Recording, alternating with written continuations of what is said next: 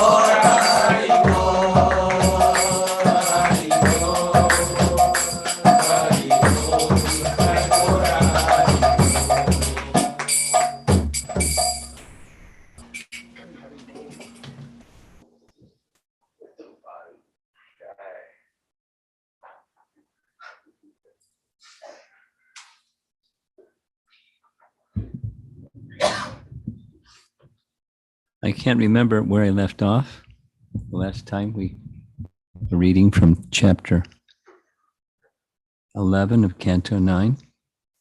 I think there's no harm if I read something twice. This is chapter 11 is titled Lord Ramacandra Rules the World.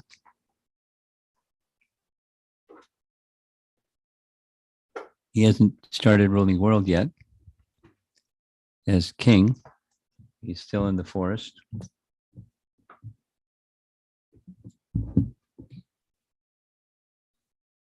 Starting with text 19. After completing the sacrifice,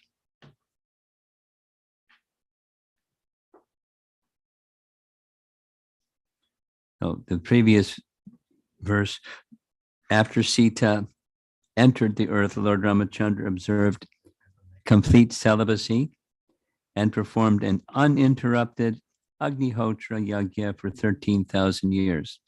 Now that much I remember having read. We're at 9:11:18. 9:11:18. So Sita entered the earth. Ramacandra observed complete celibacy and performed an uninterrupted Agnihotra Yagya for 13,000 years.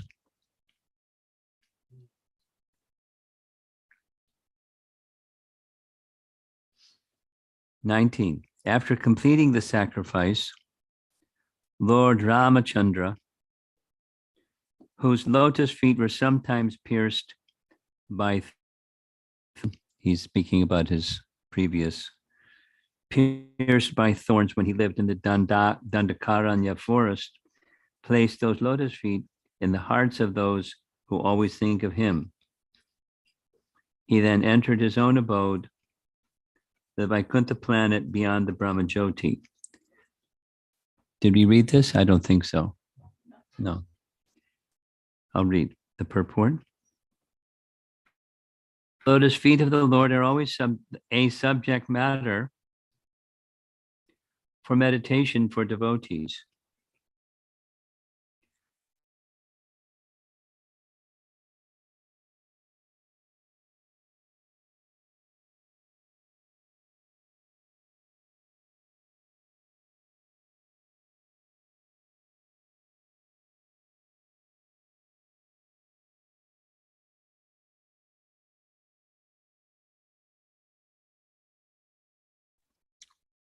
This was the attitude of the gopis when they thought of Krishna wandering in the forest with pebbles and grains of sand pricking his lotus feet. This tribulation in the heart of a devotee cannot be understood by karmis, jnanis, or yogis. The devotees who could not tolerate even thinking of the Lord's lotus feet being pricked by a thorn were again put into tribulation by thinking of the Lord's disappearance. For the Lord had to return to his abode after finishing his pastimes in this material world.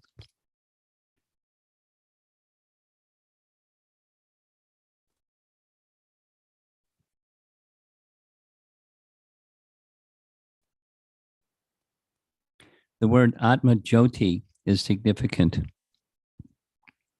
The Brahma Jyoti, which is greatly appreciated by the Gyanis or monistic philosophers who desire to enter it for liberation, is nothing but the rays of the Lord's body.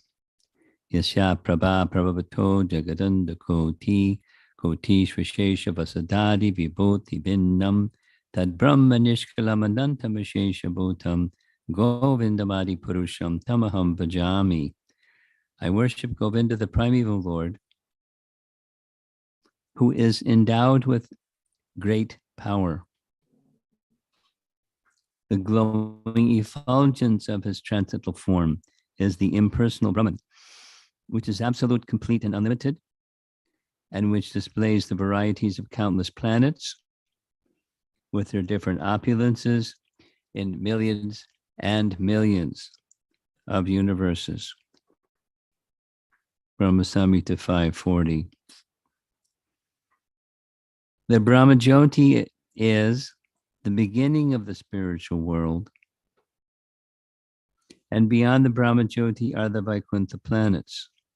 In other words, the Brahmajyoti stays outside the Vaikuntha planets, just as the sunshine stays outside the sun. To enter the sun planet, one must go through the sunshine.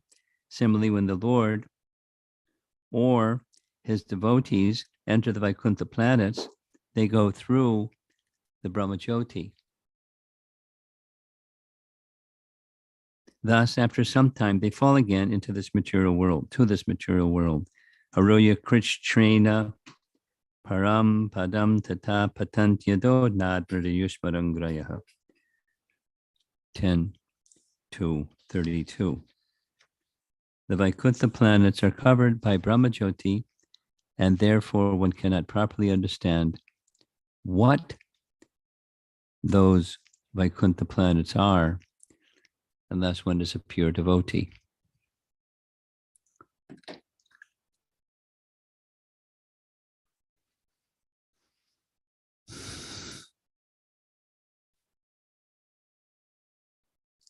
Text 20.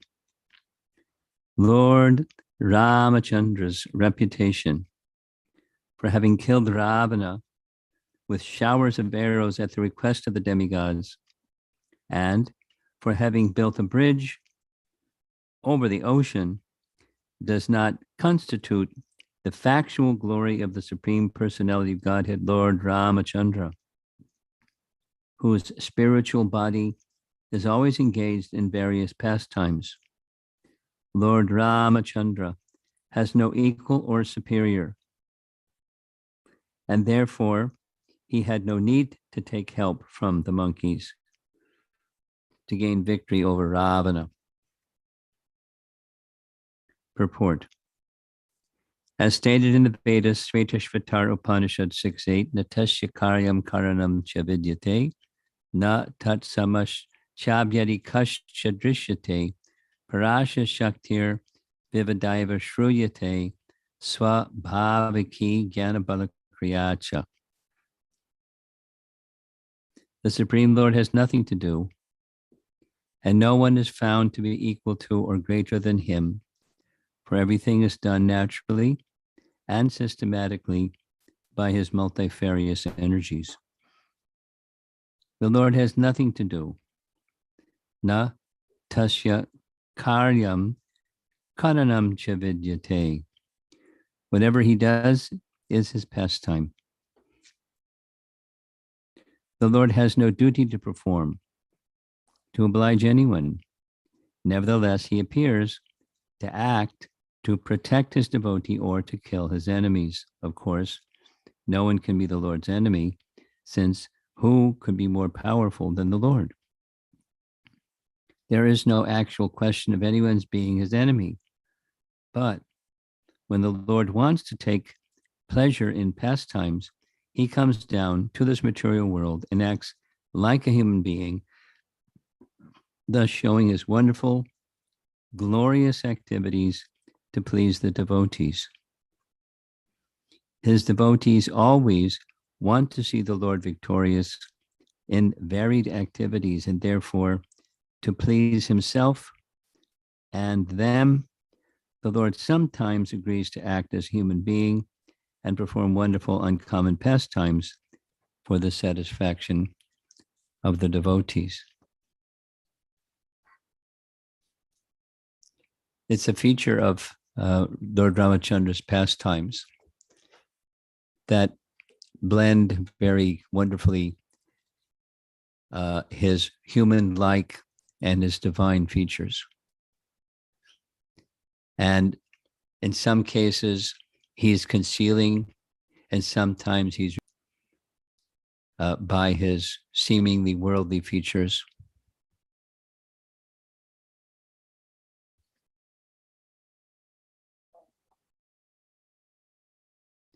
This one sentence at the end of the verse, he had no need to take help from the monkeys to gain victory over Ravana. But look at the whole big ordeal that he went through to take help with Vanras to even find Sita. All so many layers and layers and layers and layers. And meanwhile, feeling the feelings that he was feeling. And then Hanuman comes back, all the steps. And then getting to the shore where they were then trying to decide how to cross. Anyway, there was concern when Vibhishan came. There's that is a very important part of Ramayana, and Ram is doing what a good king would do. He'd ask his ministers, "What should we do? Here's Vibhishan. What should we do?" And each one of the personalities that he consulted said something different, and then another different, and then another different, all well-intentioned, but their intention was essentially protecting Ram, because supposing this and supposing that and the other thing. And most worried of all was Sugriva. Now, why was Sugriva worried? Well, he was kind of like he was a warrior, but he was a worrier too. He was not so quick to trust people, and for good reason. Once burned. So he, when there was this talk going in the direction of accepting him as part of Lord Ram's army and entourage, he was persisting in a what if and what if and what if. So it's not a bad idea when you are making decisions. You look at the worst case scenario, what ifs. It's not a bad thing to do. But Ram had just went off in a little direction and saying, actually, I don't need, I didn't say I don't need your help, but with a flick of my little finger, I can destroy Ravana and his whole army and the whole of Lanka. So don't worry about my safety. I appreciate that your devotion. These weren't his words, but I appreciate your devotion and I accept your devotion. But please understand, he's finished. And his finishing him will be like effortless for me. Now, the purpose of Ramachandra's coming was because even the demigods and the most powerful persons in the universe couldn't check him. He was so powerful and so impenetrable and so brazen. So he was a terrorist. He was intimidating everybody. Therefore, Lord Vishnu, please help. And therefore, Vishnu came to help. And he doesn't need external power. Yet he was engaging so many people, doing so many things, including building the bridge, including this and that.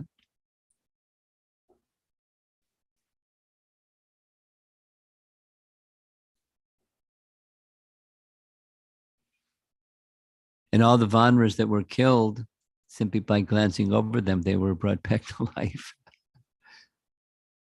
They risked their lives, and many gave their lives to assist Ram. Now, why would they do that? Why would somebody, in modern warfare, there's like their nation and what's going on in the world today, my nation. But in this case, it's not even their nation. It's just somebody that their leader, Sugriva, made a pact with, and they're helping their leader. And they've never even seen Sita. They wouldn't even know what she looked like. But they're there to redeem Sita, to assist Ram to redeem Sita, and giving up their lives. They're being given an opportunity to use their Kshatriya powers for the service of Ram. And he brought them back to life. And anyone that was damaged was repaired just by his power, by his glance, by his will. He's all powerful. And then at the same time, he's human-like. It's very sweet. The narration moves and his mood moves back and forth between one position and another position. And it's hard to appreciate, in one sense, it's hard to appreciate how that would happen. But I can say from practical experience, being in Prabhupada's presence and hearing from those that had much more of his personal association than I did, his mood, guru means heavy, and his mood was, whatever his mood was, that's what everyone did. I remember specifically hearing from Rupanuga, when Prabhupada was with the devotees in his room, sometimes he would tell a Bengali joke. And no one understood the Bengali joke. But Prabhupada understood it, and he would start laughing. And when he was laughing, his whole body would laugh. And as he would laugh, everybody in the room would start laughing because he was just joyful. And then in the next moment, he could become very, rascals, and, his mood would change. And when his mood would change, it was so powerful that everyone's mood would change. And then it went back. And I had one experience like that. I've said this many, many times because I don't have too many of those opportunities. But there was a situation in New York where, this is before the BBT was established. In the beginning, it was ISKCON Press. It was housed at the Boston Temple. The ISKCON Press moved to New York because there were larger facilities. And so it was still ISKCON Press. And they had their press in a warehouse district, not far from the temple, maybe, walking distance from where the temple was. The temple was in a residential area. And it was Tiffany Place, nice name, but it was just a warehouse area. And they rented some warehouse spaces, and that's where they did their work, everything. They fixed it up so it was nice inside, but it was on the outside, it was just a warehouse space. So when Prabhupada would come, it was a practice. Once a year he would come. And on one afternoon, the artists would bring their artwork that they worked on for a whole year for Prabhupada. They brought the original, from Tiffany Place to the temple. And I was the temple commander at that one time. And so I was assisting them bringing the paintings into Prabhupada's quarters. So I was sitting there in the room. And one by one, the artists would hold up their paintings like this. Prabhupada would look at it, make some remark about the painting, say something very sweet and pleasant about the person, some just exchange. It was just a loving exchange. Sometimes he would comment. I remember one specific comment. It was in relation to, they had repainted something from first canto where it showed Maharaj Yudhisthira carrying a tridanda, heading for the mountains after they heard that Krishna had departed the world. And Prabhupada's comment was the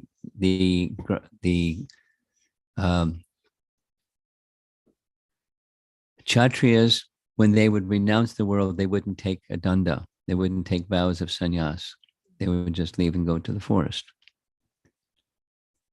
And he said, but it's okay, you can leave it. It makes the point clear. And so like that, he would say something, there was exchange. And largely, the mood was just a loving reciprocation.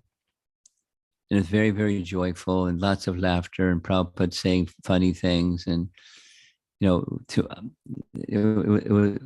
was joy-filled. The room was filled with joy. And I was sitting like about where you're sitting, and Prabhupada pressed a buzzer on his desk. And the buzzer on his desk, I found out later, found it really quickly. The buzzer on his desk rang a bell in a room across the hallway where his servant's quarter was. The servant's quarters was basically like a closet space, but that's where his servant stayed. And his servant came in. We're in the room that's joyful going on in the room. And the servant came in from a distance because the room was packed. He paid his obeisances. And as he was paying his obeisances, Prabhupada's voice thundered something. And I was in such a state of shock from the previous mood to whatever it was that he said. I just blanked out. I don't remember what he said. And even before this devotee had finished paying his obeisances, his voice raised and he was angry, and he said something really heavy. And the devotee, little exchange, he paid his obeisances and left. And then Prabhupada turned his attention back to the room, and it was as if that hadn't even happened. It was again joyful. So I understood two things from that. What I had previously heard from Rupanuga, it's true. Prabhupada's mood, I'm going to get to Ramacandra in a moment, but his mood was so weighty that when it was joyful, the room was joyful. And when he was angry, the room was, feeling his anger, in part because of love, but also in part because he's such a powerful person. And he could go seamlessly between one and the other, and he wasn't attached to one or the other. And my afterthought was, he used anger because it was needed. I found out later, there was a circumstance where his servant was having some sensual difficulty without detail, and Prabhupada came to know. And so he wanted to, chastise him. He wanted him to sober up, to be corrected from that, errant conduct. So he blasted him because it was good for him. The anger wasn't controlling Prabhupada. Prabhupada was using it in service for an appropriate time, place, circumstance. My visual image is he had a sword in his sheath, and he took the sword out and he waved the sword around and put the sword back in the sheath, and it was over. Because it was useful or needed for the circumstance. And he knew the devotee, knew the circumstance, and he knew what to do, and he did it. So with that in mind, what was it like being in the presence of Lord Ramacandra, where sometimes he was human-like and sometimes he was divine? And sometimes, very sad, and sometimes very deep and very mysterious. But as this verse is saying, the things that were miraculous are not the fullness of his glories. It's a portion of his glories, but it doesn't illustrate the fullness of his glories. Like, in Krishna's pastime, Ram's pastimes is building a bridge of floating rocks. That's pretty glorious, like pretty exceptional. And for Krishna, Prabhupada would often refer to as showing the universal form or lifting Govardhan Hill. And who can do those things unless you're God? So he displayed, Krishna and Ramacandra displayed their divinity. And largely the humanness, human-like feature of Ramachandra's pastimes, in part, makes his pastimes very charming, very relatable, very warm, heartwarming.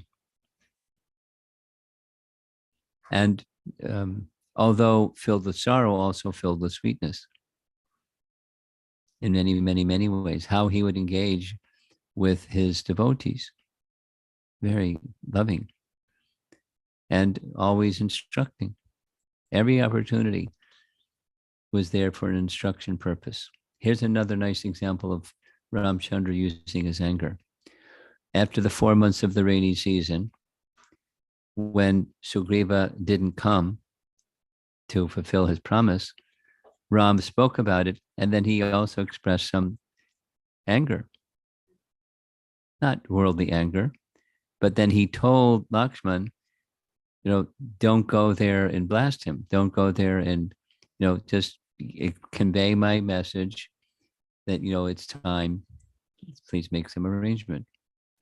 Of course, Lakshman did what Lakshman did. He expressed anger, and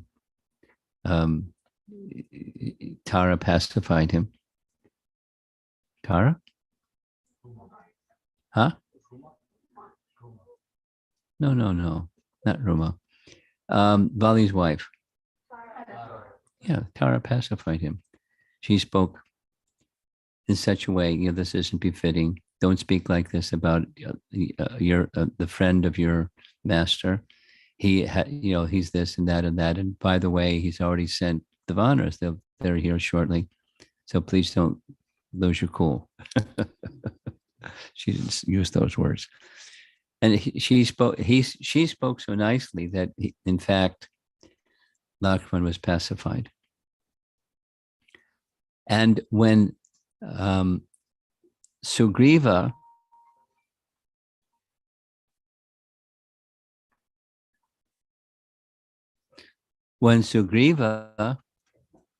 came before Ram, indicating all the soldiers that were there, Ram didn't say a word. He didn't, his mood, he just wanted him to perform his duty. He wasn't holding anything.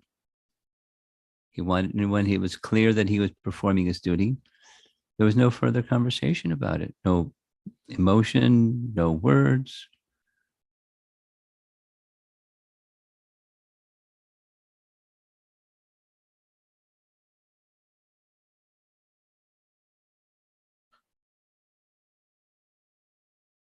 Transcendental personalities have the capacity to do things that are very caring. Even when something strong is done, it's very caring. And that's not like they use the excuse of I'm, something so I can get strong all the time. They have a whole range of activities, but it's all coming from a kindness place, useful and very powerful. There are many places in Ramayana. It's really easy when you read it with this in the back of your mind.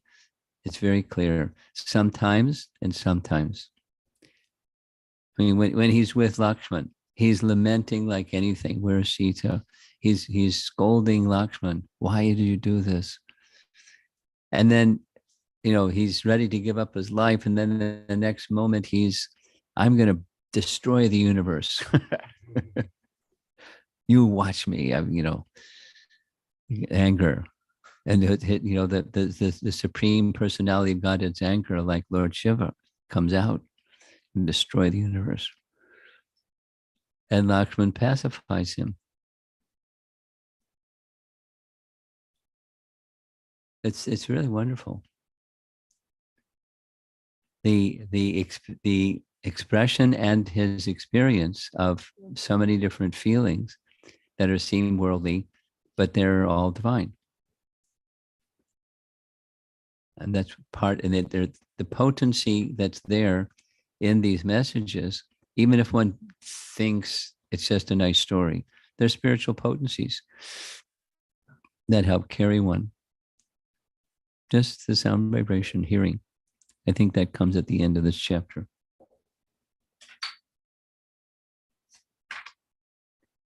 Text 21. Lord Ramachandra's spotless name and fame, which vanquish all sinful reactions, are celebrated in all directions, like the ornamental cloth of the victorious elephant that conquers all directions. Great saintly persons like Markandeya Rishi still glorify his characteristics in the assemblies of great emperors like Maharaj Yudhisthira. Similarly, all the saintly kings and all the demigods, including Lord Brahma and Lord Shiva and Lord Brahma, worship the Lord by bowing down with their helmets. Let me offer my obeisances unto his lotus feet. Is there something in Mahabharata with Markandeya Rishi speaking the glories of Ram to Yudhisthira? Does anybody know? There's no purport.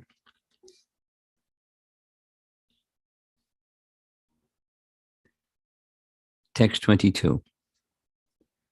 Lord Ramacandra returned to his abode, to which bhakti yogis are promoted. This is the place to which all the inhabitants of Ayodhya went after they served the Lord in his manifest pastime by offering him obeisances, touching his lotus feet, fully observing him as a father-like king, sitting or lying down with him like equals, or even just accompanying him. In the concluding section, the departure of Lord Ram, the whole of Ayodhya emptied out. I mean, not just his close associates followed, the whole of Ayodhya there, because they all have, in their own way, they have their relationship with him where he is at the center of their life. And when he was leaving, they left. And Ayodhya emptied out.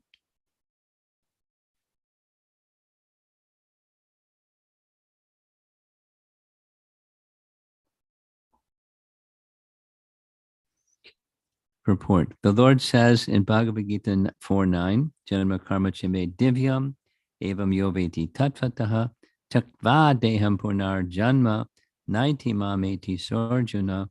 One who knows the transcendental nature of my appearance and activities does not, upon leaving the body, take his birth again in this material world, but attains my eternal abode, O Arjuna. Here, this is confirmed. All the inhabitants of Ayodhya who saw Lord Ramacandra as citizens, served him as servants, sat and talked with him as friends, or were somehow or other present during his reign, went back home, back to Godhead. After giving up the body, the devotee who becomes perfect in devotional service enters that particular universe where Lord Ramacandra or Lord Krishna is engaged in his pastimes. Then, after being trained to serve the Lord in various capacities in that Prakat Lila, the devotee is finally promoted to the Sanatana Dham, the supreme abode in the spiritual world. This Sanatana Dham is also mentioned in Bhagavad Gita. Parastasmatabo bhavonyo vyakto vyaktat sanatanaha. One who enters the transcendental pastimes of the Lord is called Nitya Lila Pravishta. To understand clearly why Lord Ramacandra returned, it is mentioned herewith that the Lord went to that particular place where the bhakti yogis go. The impersonalists misunderstand the statements of Srimad Bhagavatam to mean that the Lord entered his own effulgence. Wow. And therefore became impersonal. Phew. But the Lord is a person, and his devotees are persons. Indeed, the living entities like the Lord were persons in the past. They are persons in the present, and they will continue to be persons even after giving up the body. This is also confirmed in Bhagavad Gita.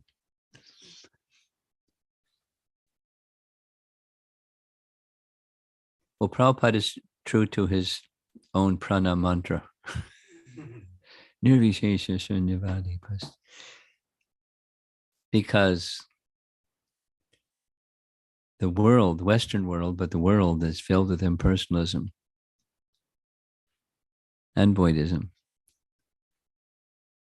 And therefore, repetition, repetition, repetition. Anyone who reads Prabhupada's books in this place or that place or another place is going to get this understanding, because nirvishesha shunyavadi pastyatya satarnini. Very strong.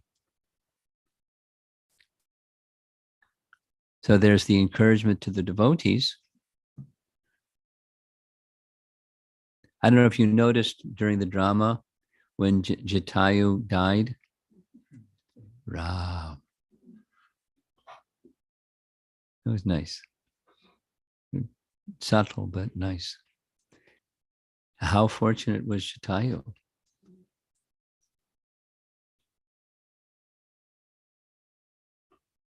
Seeing Ram at the time of death, being engaged in giving his life to protect Sita, although he knew he's so old, And Ravana is so powerful, wouldn't be possible. But I can't just stand by and let it. And even it was Sita said, let Ram know where we are. He can't let Ram know where they are if he gets chopped. But he can't stand by and see Sita taken. And that was his service. When when he requested Ram to be accepted in his service, when you go here and there, I can stand watch to protect Sita. So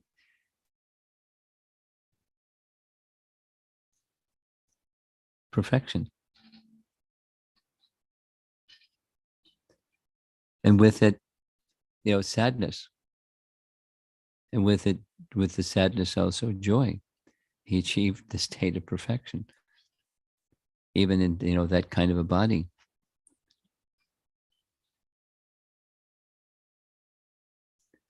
Ramayana is very wonderful, charming.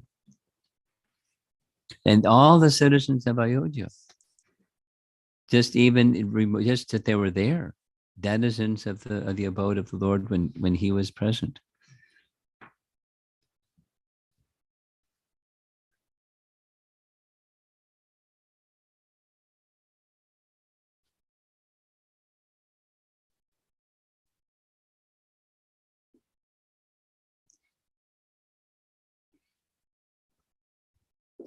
The covering, when we go to thinking two things, when we go to Vrindavan, when you bring new people to Vrindavan, be prepared.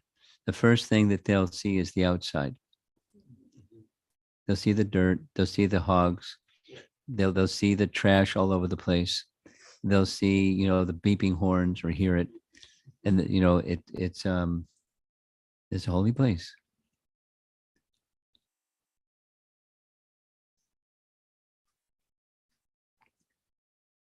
The contamination covers, the material contamination covers the holy dham. The holy dham doesn't get destroyed. It's just a covering. And those who remain in Vrindavan are very fortunate. At the same time, those that remain in Vrindavan better be very careful to not make offense. And it's really easy to make offense. Like thinking of something that's spiritual to be material. That's the essence of offense. This consider the 10 offenses, and it's considering that this is spiritual to be material. Considering this, which is spiritual to be material. That's the nature of offense. And then with that offense comes speech and conduct.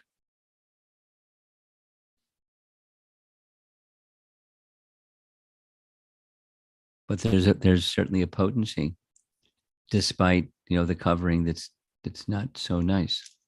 And anyone that goes there, it's true. Anyone that goes there can experience. And we had the same experience in Ayodhya, and even especially in Chitrakoot, because Lord Ramacandra stayed there for some time. And like there are some places in Vrindavan that are not commercialized, Chitrakoot is one such place. The residents there, the Vaishnavas, they're very simple. Their purity just shines forth. It's not cluttered and it's not messy, and it's not, it's still has, the modern things that modern India has, that it's not so clean, but the people are very simple. And the place is very simple and very pure. Special place. Nice place. Transcendentally nice place. All the persons who were with Ram went with him. Their attention was fixed on him. They had to go through all of that, his separation and his returning and everything, and Sita's departing. And they went through all of that. But their attachment to him carried them to his eternal abode. And Prabhupada makes this nice little mention. I hope you caught it.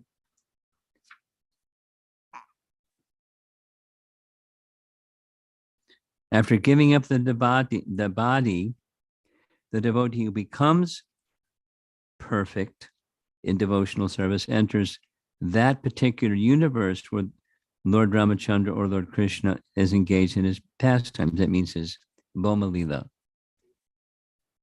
They go to join his Boma Lila to get trained up. They join the apprentice program. They join those who are the eternal associates, along with their getting an opportunity to become further trained in directly serving the personality of Godhead, and then return to the spiritual world. Last verse, text 23. Oh, King Parikshit, anyone who orally receives the narrations concerning the characteristics of Lord Ramachandra's pastimes, will ultimately be freed from the disease of envy and thus be liberated from the bondage of fruitive activities. So abiding in Ayodhya and hearing about Ram's activities and characteristics in Ayodhya, same outcome. Here in this material world, everyone is envious of someone else. Even in religious life, it is sometimes found that if one devotee has advanced in spiritual activities, other devotees are envious of him. Such envious devotees are not completely freed from the bondage of birth and death. As long as one is not completely freed from the cause of birth and death, one cannot enter the Sanatana Dham, or the eternal pastimes of the Lord. One becomes envious because of being influenced by the designations of the body. But the liberated devotee has nothing to do with the body, and therefore he is completely on the transcendental platform. A devotee is never envious of anyone, even his enemy, because the devotee knows that the Lord is his supreme protector. He thinks, what harm can the so-called enemy do? Thus, a devotee is confident about his protection. The Lord says, Yayata mam prapadyante tang sataiva bhajam yaham. According to the proportion of one's surrender unto me, I respond accordingly. A devotee must, therefore, be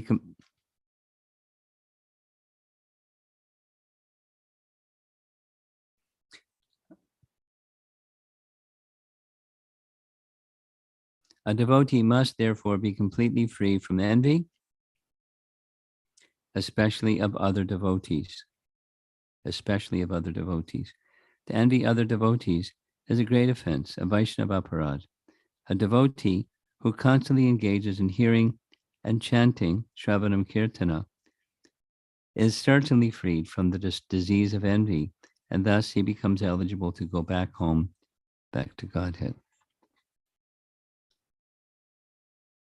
Like there's such consistency in Prabhupada's nourishing our faith and the essential activities of devotional service.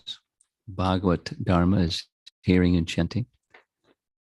And it's so consistent. That's like this consistency in speaking about impersonalism, consistency in nourishing the faith and the bhakti process, somehow or another.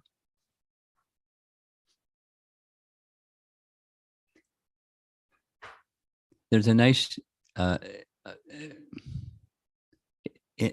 teaching found in Ishopanishad about how time energy works in such a way with those who are averse or opposed to Krishna. They don't have time for spiritual activity.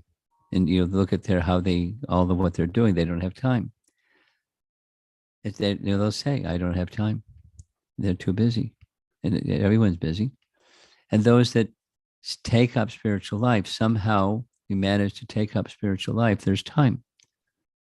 And that the explanation is the time energy works differently for the devotees than for the non-devotees. It's the same 24 hours, but the time energy works differently. So similarly, as we turn our attention to Krishna, the movement towards eternal time, it's still the same 24 hours that we're working with, but the movement towards eternal time starts to expand. And somehow there's time to do what we need to do for our spiritual life. I mean, the notion sounds intriguing. And then comes the challenge of, living your life that way. But those that have faith, that's how it works. Because otherwise, how do you have the time to do all the things that the lives of devotees require of them?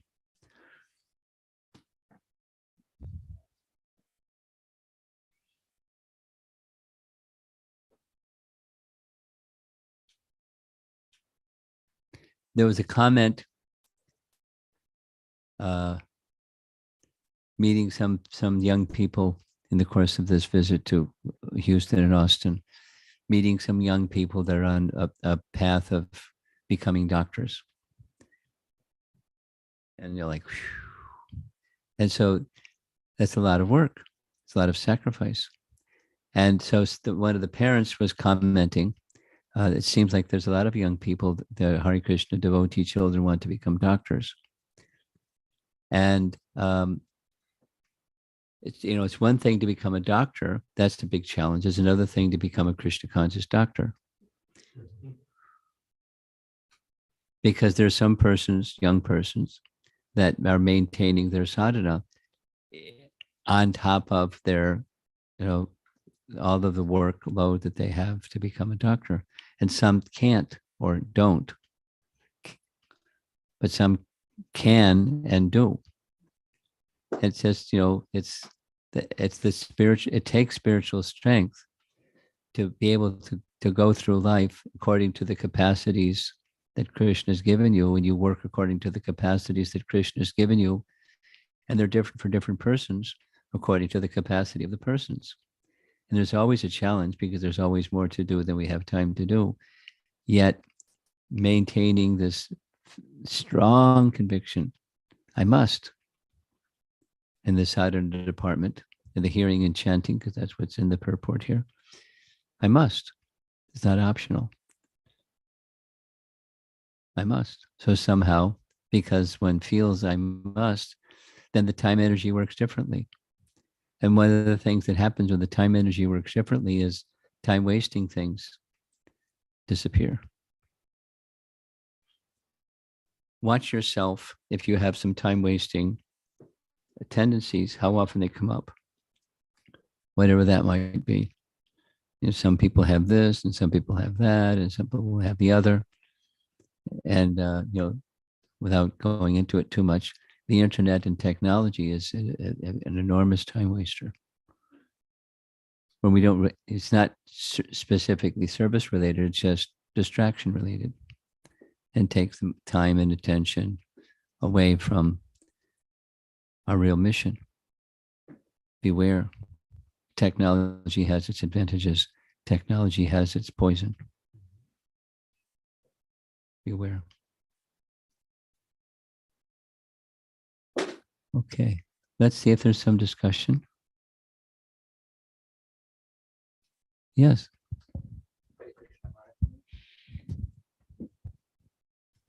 Hare Krishna Maharaj. Maharaj, heard really nice explanation from you today, the distinction between the anger controlling you versus you controlling the anger. Using it, yes. Using it.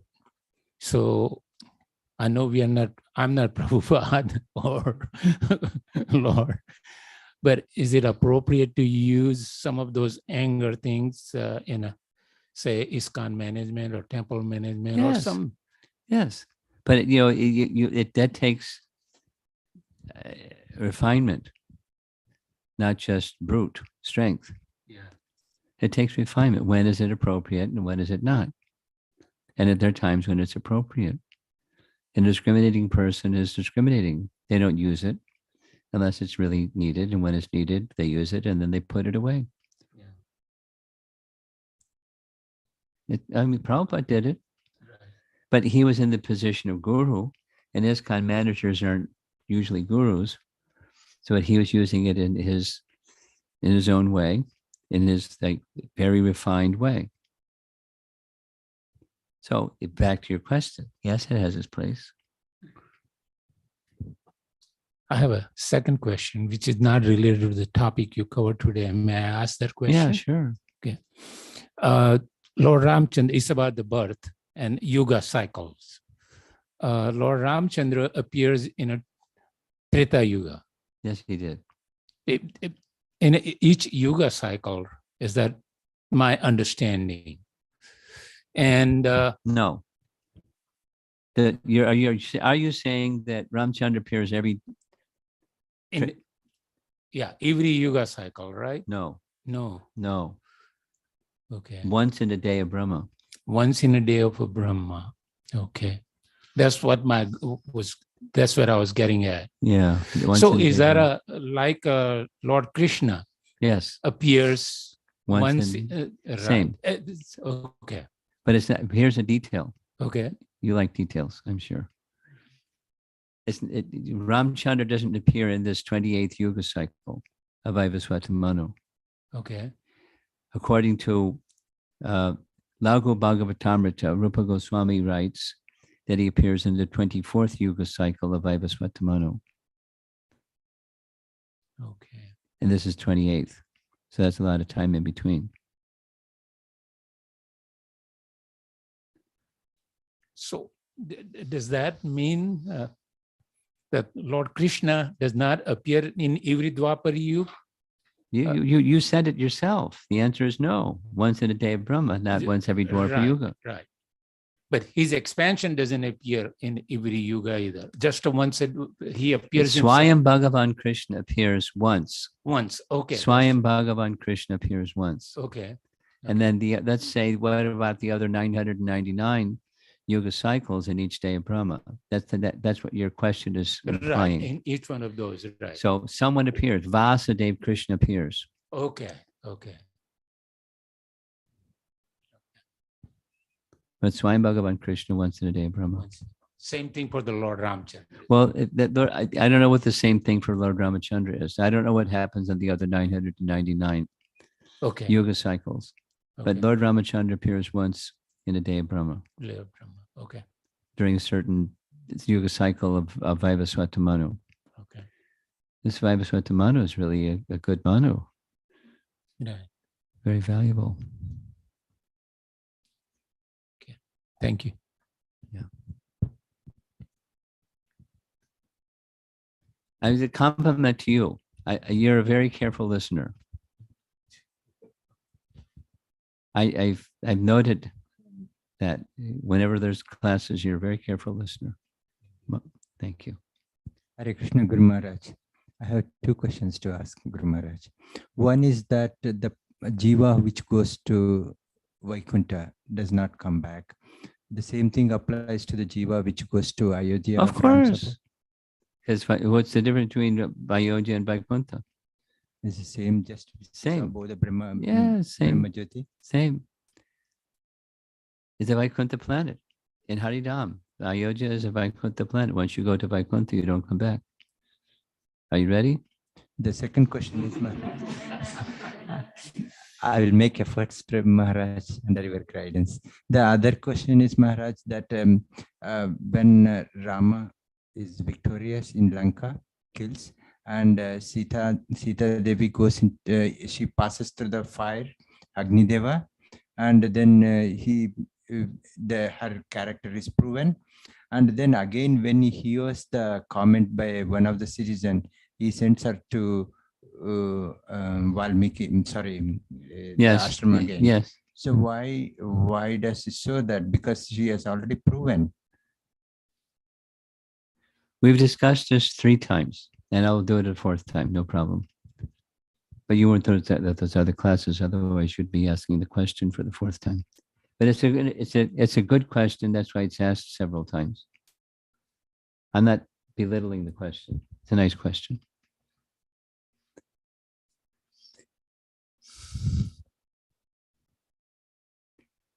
There's 2 main and there's many subsidiary reasons.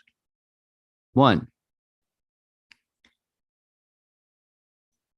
the ideal person, including the ideal king, places the welfare of his citizens above his own happiness.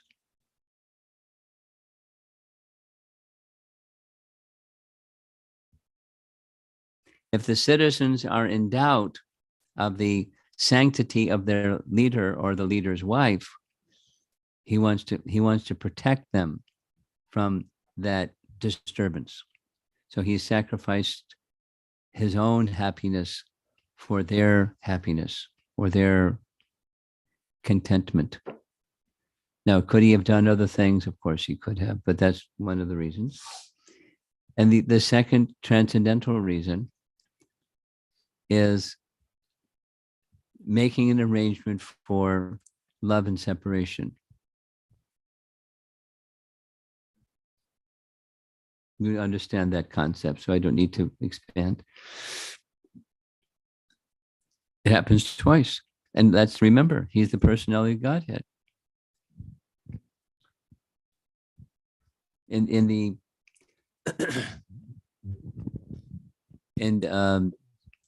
the prayers of Hanuman that are found in Canto, you can look it up later. Canto 5, chapter 19, I think it's text number 6. There's 8 verses, Hanuman's prayers to Lord Ramacandra. And one of them, he says, there's no question that Ram could ever be separated from Sita or Lakshman. There's no question. Now, he was separated from Lakshman, and he was separated from Sita. Yet Hanuman says, there's no question of Ram being ever separated from Sita or Lakshman. So that's a contradiction. Therefore, it's a pastime. It's a pastime of love and separation. The separation from Lakshman was so unbearable for Ram, he left the world. But it was a pretext for him to leave the world, because there's no question of separation. Love and separation. And the love between Ram and Lakshman was otherworldly. Besides intimate, is otherworldly. And with that in mind, bearing that in mind, when you read Ramayana and hear the exchanges back and forth of how sometimes Lakshman is supporting Ram and sometimes Ram is supporting Lakshman, it's really a wonderful relationship. As need arises, they would assist one another, as if it was a worldly relationship, but a very, very sweet, worldly relationship, but it's a transcendental relationship. It's very instructive. That relationship is a very instructive relationship, and there's no question of their separation at any time. Therefore, it's Leela.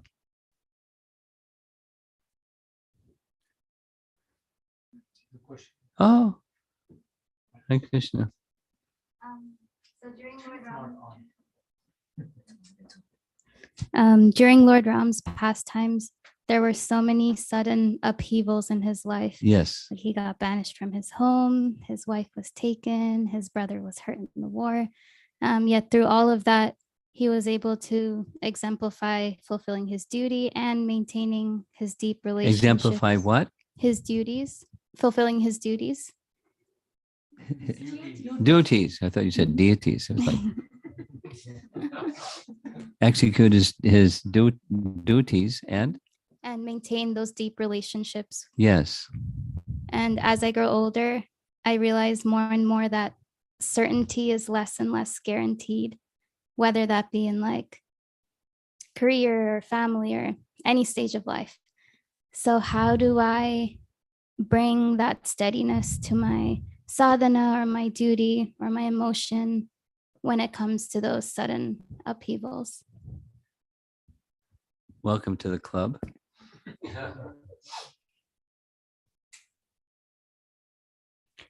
There's different ways of answering. A very short and simple way is the holy name, because that's at the root of stability, and that's the ballast in your tank, or the ballast in your ship as you're crossing the ocean of upheavals.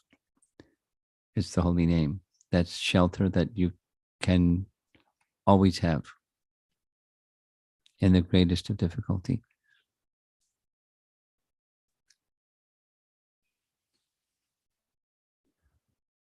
Another way of expressing, it's not exactly the same but quite similar, is the mood of service. And service, as the one of the verses we read, the lotus feet of the Supreme Lord are adored by everyone, and one who engages in his service, the Lord places his lotus feet in their heart. So if you have that sense, it's a spiritual feeling, or spiritual ballast, a spiritual stabilizing factor, and that's not going to change. And the acknowledgement is there isn't anything in this world that's stable. And expecting it to be stable when it's not stable, that's an unrealistic expectation, and it leads to turmoil. So you not like you expect things to be unpleasant, but you don't expect them to be stable, because whatever is at this moment is constantly changing. And sometimes, as you using the word upheaval, it changes like drastically. So the question is how to maintain stability even when there's upheaval. So you have to have some shelter. As I've so far indicated, two: the name and the mood of service. And you just add service unto what? Service unto the lotus feet of the Supreme Lord.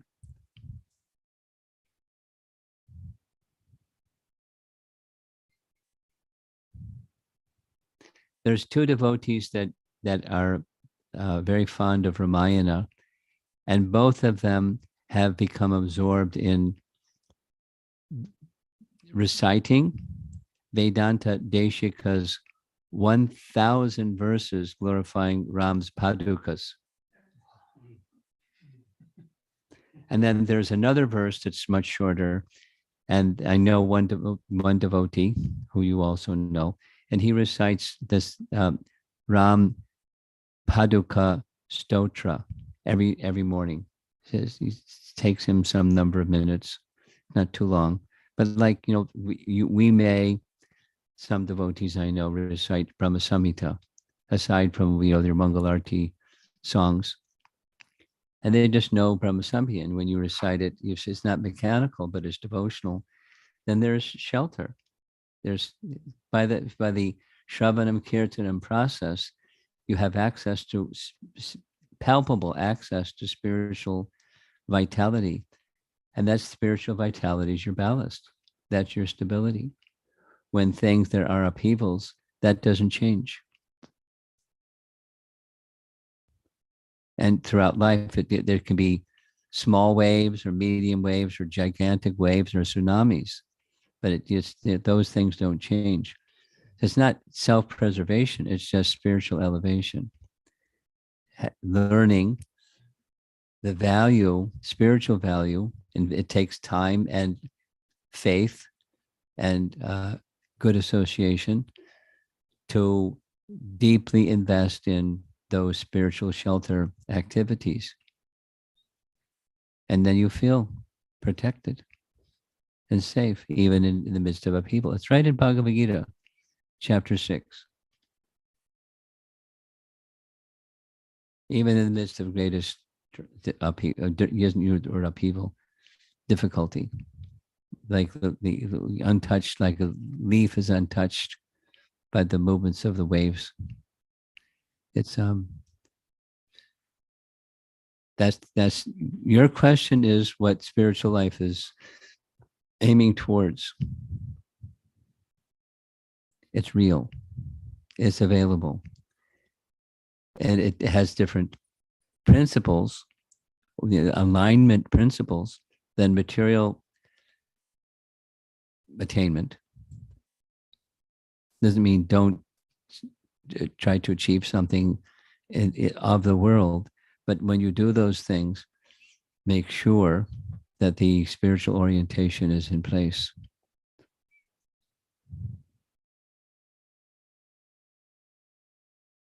And that's the lesson, like you're saying, as I mature, I'm finding. Okay. You have something? I guess. Thank you very much, Hare Krishna, Maharaj. Hare Krishna. It was really wonderful the first time you tell us about Srila Prabhupada and his way of sharing his energy, Yes. like from anger to happiness and involving everyone in the room.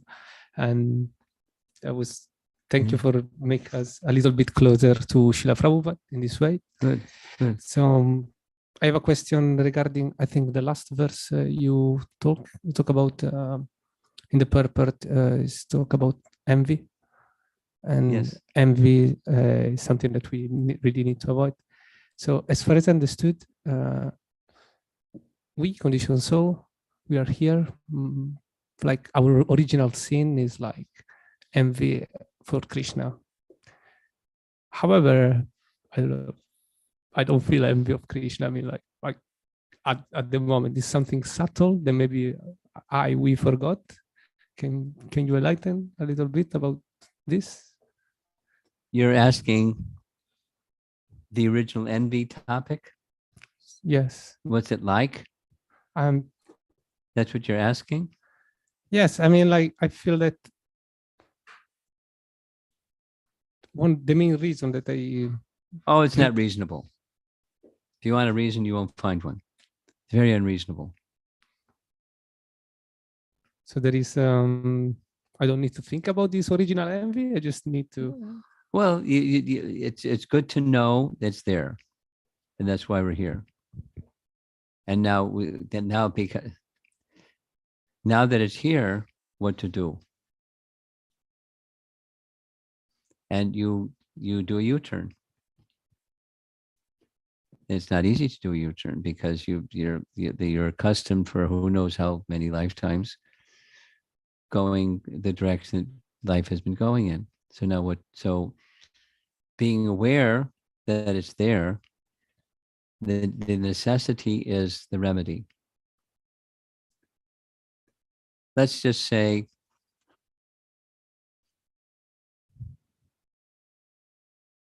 I'll give a personal example. Once upon a time, I had a problem where I couldn't breathe. It was kind of scary. And long story short, I found out what the problem was, but I wanted to know why did the problem get there. So what happened was, there's where the shin joint and the thigh joint meet, there's some cartilage. It's called meniscus. That's like a nice name. So there's a meniscus tear that wasn't due to some impact. This is all medical, I found out later. It didn't tear because of I smashed it. It just tore because of time. It just wore out, and there was a meniscus tear.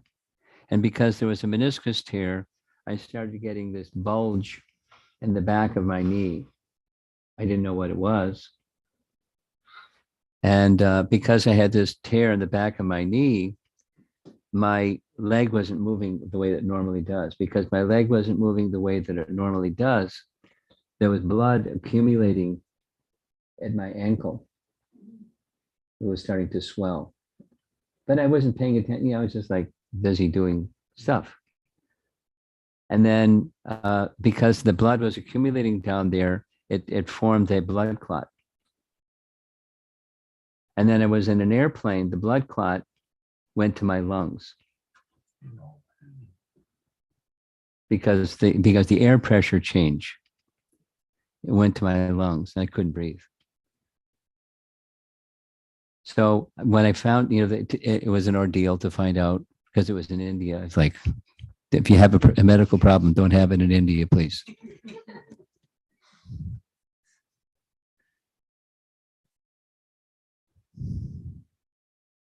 I found out what it was. Long story. And once I found out why it was, I wanted to know, why did it make a blood clot? So they did all these tests, and it wasn't because my blood is a tainted blood that it tends to clot, but it had to do with something else. So I found out I wanted to know what's the cause of the blood clots forming, so I could like not have it happen again, because I don't want to have it happen again. So I found out what the cause was. So now I'm wearing some compression socks. They go all the way up to here. And so it's just people that have that swelling tendency, it protects from the swelling, because it's so now I know what the cause is, and I know what the main thing is. Now to know what the cause is, I know what I have to do, so I don't have that problem again. So now back to your question. Why did I, you know, the original misuse of free will, call it envy or whatever it is, you know, what was that all about? Well, at least know that that's there in principle, because without that, we wouldn't be here. And this brings us here. We're here and to have all this complication. And it's not easy to extract yourself either, because it's been there for so long, and it's a deep-seated tendency. So that's the root. And so now you know what the root is. It's not exactly how did it get there. It's what are you going to do about it? You find out the medicine, you take the medicine, and it cures the disease. How did I get this disease? My dear friend, let's cure the disease.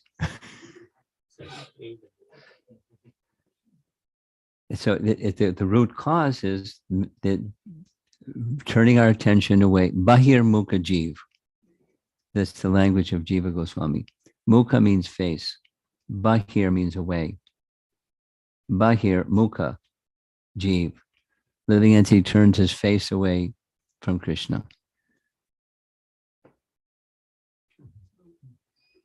So why did living entity, you want to know? Why did he do that? Why did I do that? Misuse of free will. Full stop. Is there good reason? No good reason. But here we are. So that's back there. Now what to do? Turn your mukha to Krishna. That's Krishna consciousness. You cultivate those things that assist, and purposefully, not just mechanically, but purposefully, mindfully. This is the mindfulness principle, the mindfulness of turning our attention to Krishna, not just a behavior. Like put your hand in your bead bag and start a certain behavior. I mean, that's nice too, but mindfully, prayerfully, calling for Krishna, like that. And when the disease of the misuse of free will is cured, then you'll better understand that question that you just asked. Like, tell me more about that one. You'll understand more about it, and you won't understand more about it until that disease is mitigated.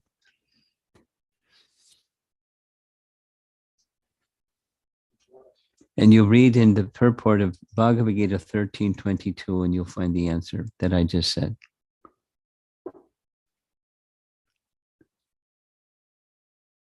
Anything else?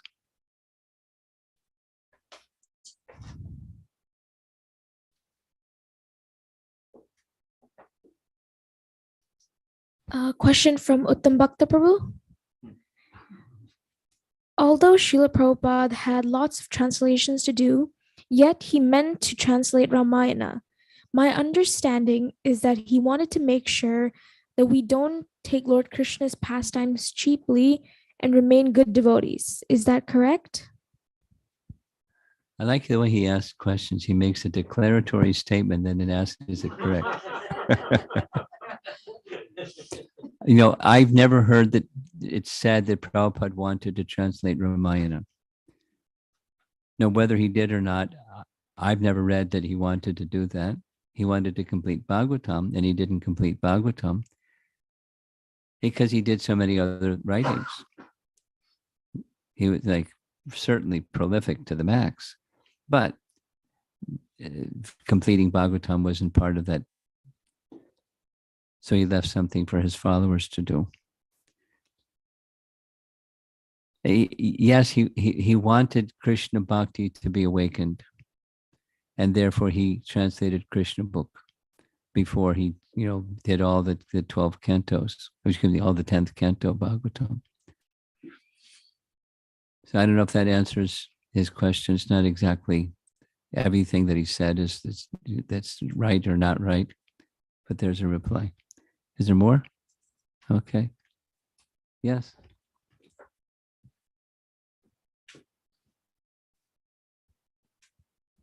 Hare Krishna Guru Maharaj. The verse 23 was saying about getting freed from envy by oral reception of Rama and this particular chapter of Rama and pastimes.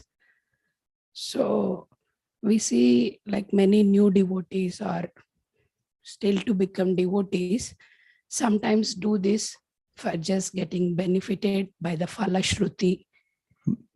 Sometimes we find devotees becoming devotees do what? Do read the Ramayana or observe Ekadashi fasting or do some kind of austerities. Okay. Because they know that this is the benefit what they are going to get, and that's it done. After that, they might not be involved in devotional service or devotion more. So my question is like nicely how to encourage them to continue whatever they are doing, practical way, like without saying that it's not just right what you're doing, you can continue or something like that.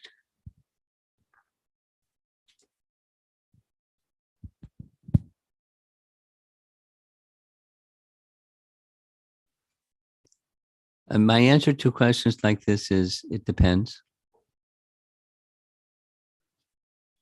It depends on your relationship. It depends on that person's faith.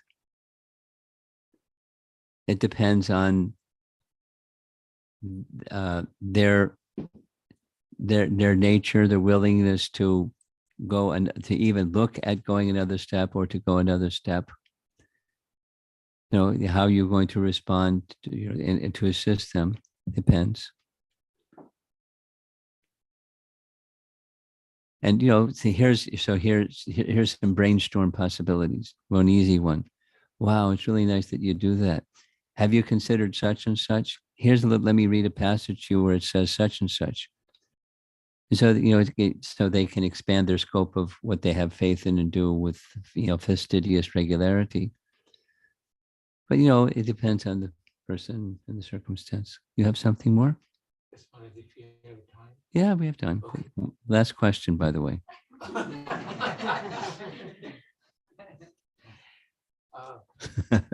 Going back to the comment, Prabhuji, and you talked about not worrying about the source and worry how we solve the problem.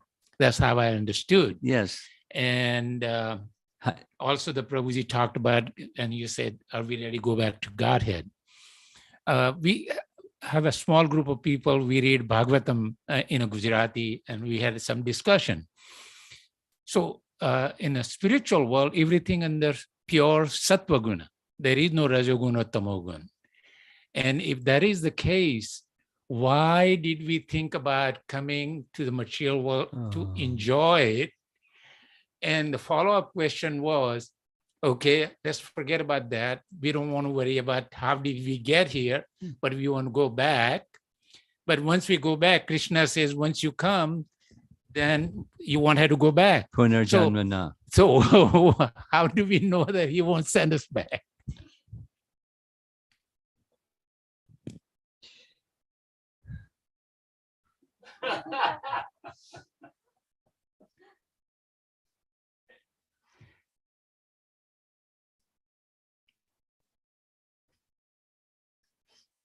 You know Prabhupada's answer.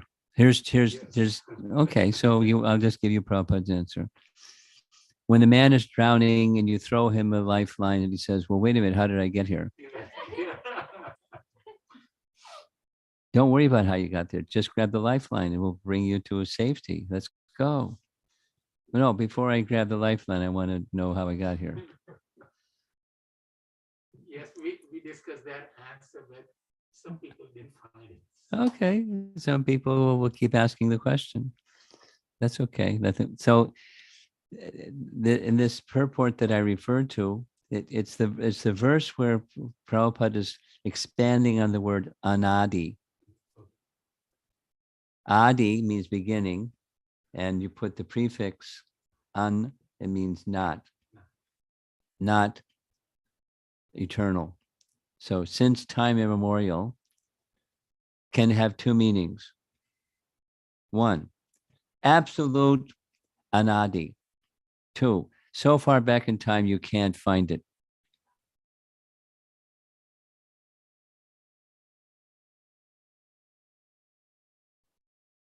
Prabhupada uses it in the second sense.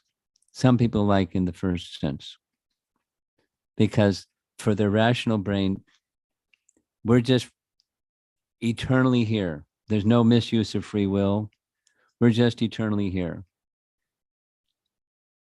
And using a language that some people use capriciously, whimsically, Krishna said, okay, you go over there in the material world and you stay with me.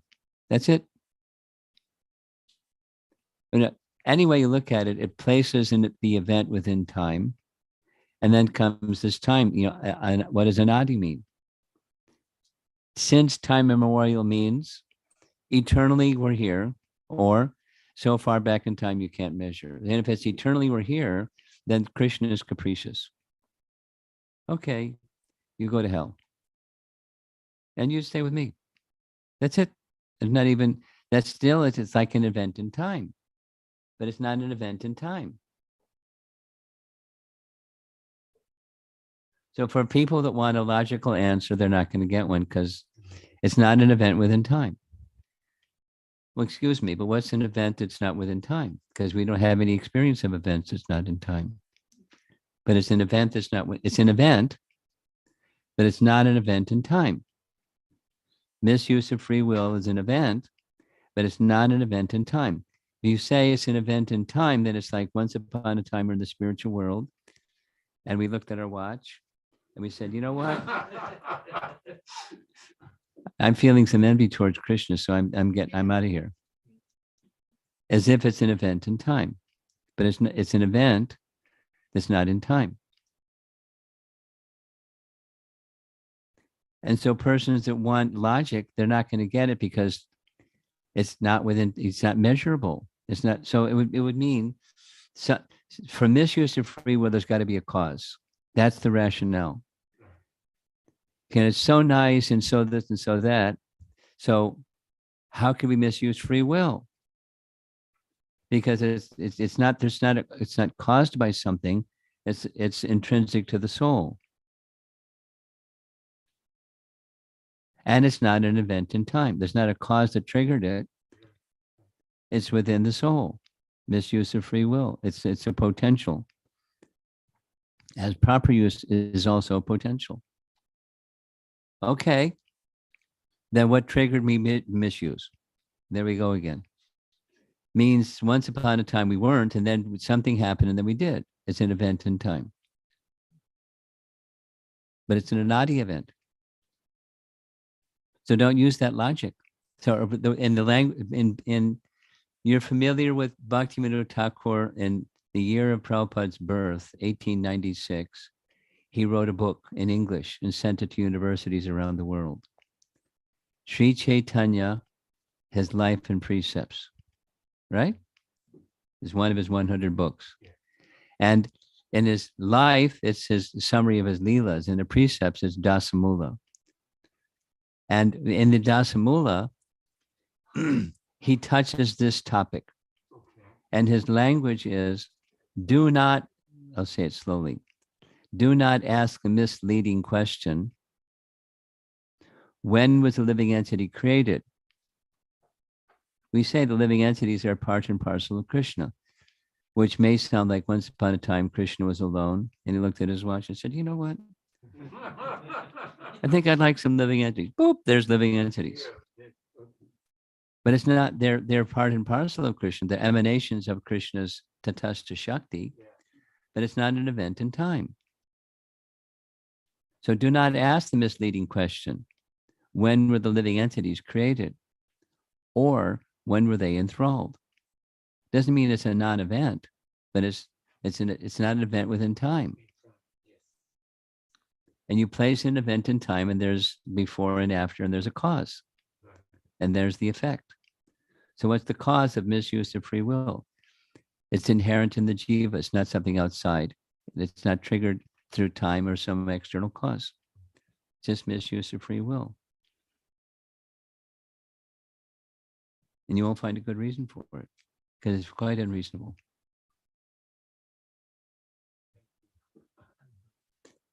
I think we'll end on that happy note.